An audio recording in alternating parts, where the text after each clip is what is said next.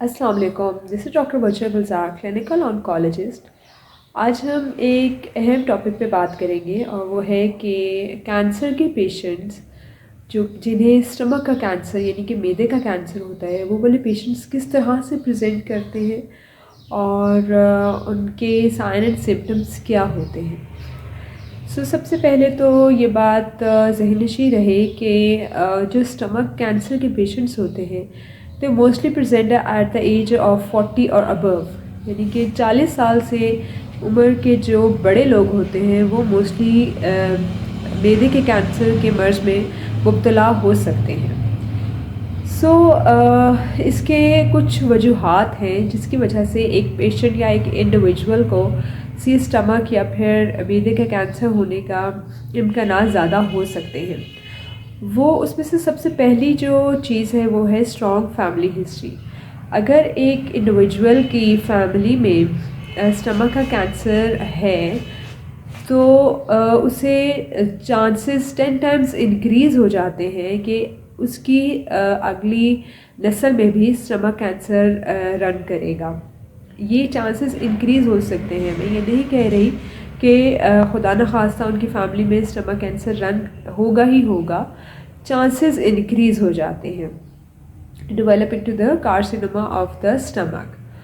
Secondly, ये भी देखा गया है कि स्टमक कैंसर उन लोगों में प्रेजेंट करता है जो कि हॉट एंड स्पाइसी फूड ज़्यादा इस्तेमाल करते हैं, यानी कि ऐसी फूड जो कि रिच होती है इन नमक मिर्च जिसमें बहुत ज़्यादा हो, या फिर कुछ लोगों को आदत होती है गरम गरम चीज़ खाने की, तो उसकी वजह से एक इंडिविजुअल प्रेजेंट कर सकता है into the carcinoma of the stomach और जो मैदे का कैंसर होता है। अब ये इम्पॉर्टेंट चीज़ है कि हॉट चीज़ें, गरम गरम चाय पीना, गरम गरम बहुत गरम खाना खाना या फिर बहुत मिर्चों वाला खाने का इस्तेमाल करना, ये किस तरह से स्टमक कैंसर को प्रमोट करता है। हमारे स्टमक के अंदर एक झिल्ली होती है, एक लाइनिंग होती है, म्यूकोसल सरफेस होती है, जो कि नॉर्मल स्टमक में से जो एसिड कंटेंट्स रिलीज़ हो रहे होते हैं उसको नॉर्मल स्टमक की जो लाइनिंग होती है उसे प्रोटेक्ट करती है। जब एक इंडिविजुअल हॉट बेवरेजेस या फिर स्पाइसी फूड लेता है तो वो mucosal lining with the passage of time slough off हो जाती है, ख़त्म हो जाती है।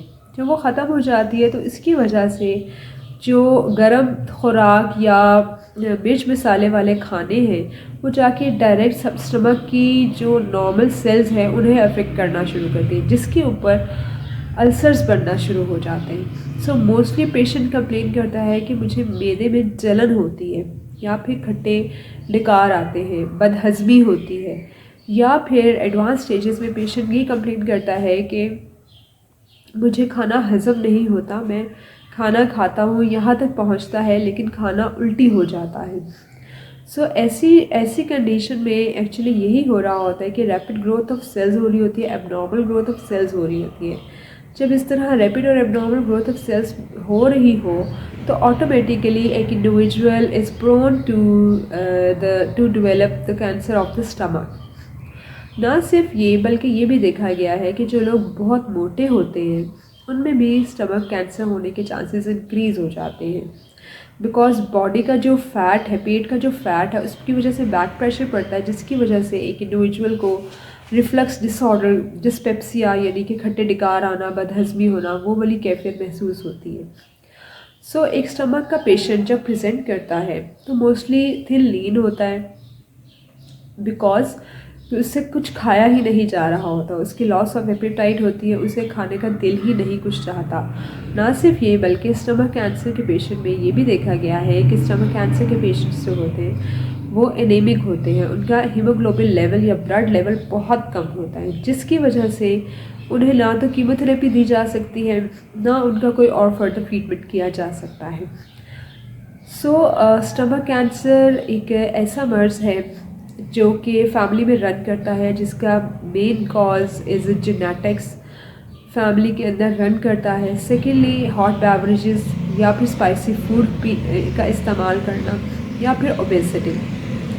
सो अगर हम इन चीज़ों को अवॉइड करें तो फिर स्टमक का कैंसर के कम होने के बहुत ज़्यादा चांसेस हो जाते हैं। जापान में जब स्टडी की गई तो यही देखा गया कि वहाँ पे स्मोक फूड, यानी कि जो हम कोयले का दम देते हैं, अपने खानों को कोयले का दम देते हैं, और अगर वो एक्सेसिवली यूज़ किया जाए तो फिर ऐसी कंडीशन में स्टमक कैंसर होने के चांसेस इंक्रीज़ हो जाते हैं। सो जापान में यही स्टडी की गई थी और उसके रिजल्ट्स यही आए थे कि स्मोक फूड की वजह से जापान में कैंसर ऑफ द स्टमक बहुत ज़्यादा कॉमन होता जा रहा था। तो फिर वहाँ पे उन्होंने ये स्मोक फूड प्रोहिबिटेड कर दी थी। So this is all about my discussion today. I hope you like my video. If you have not subscribed, please subscribe. Thank you.